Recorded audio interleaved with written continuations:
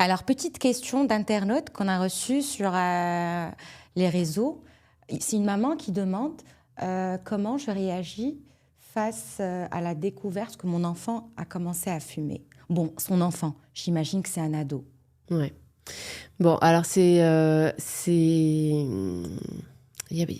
envie de dire plusieurs choses sur ce sujet-là. En fait, elle avait écrit sur son message qu'elle a ressenti que toute l'éducation qu'elle lui a donnée, c'était un échec pour elle. Et il faut savoir que nos enfants, il n'y a pas que les parents qui éduquent les enfants. Il y a l'environnement, il y a les copains, il y a l'école, et puis aussi maintenant il y a les réseaux sociaux.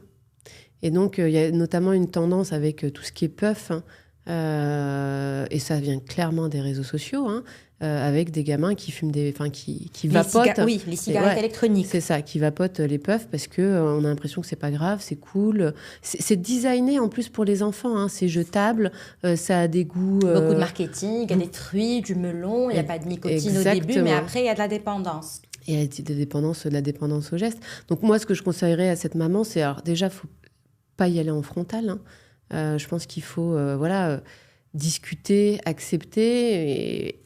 C'est toujours l'explication et la bienveillance qui va faire qu'à un moment donné, l'enfant va commencer à écouter et à se réorienter. Après, s'il y a une question d'addiction, dans ce cas-là, pourquoi ne pas consulter effectivement pour faire en sorte qu'il se débarrasse de l'addiction ? Je pense comprendre son cas parce que c'est pas souvent évident avec les ados parce qu'ils vont se braquer. Dès lors qu'on va parler de sevrage tabagique, psychiatre, quelque chose comme ça. Donc peut-être qu'il faut y aller avec petit à petit, étape par étape et essayer surtout de comprendre pourquoi il a commencé à fumer. Il faut surtout pas y aller en frontal. Il faut effectivement comprendre pourquoi est-ce qu'il a commencé à fumer. Maintenant, à l'adolescence, c'est généralement pour faire comme les autres. Donc voilà, il faut... Pour s'intégrer dans un groupe. Pour s'intégrer dans un groupe. C'est, encore une fois, il faut garder en ligne de mire... La boussole, de toute façon, c'est la bienveillance et c'est les explications. Il faut répéter les explications.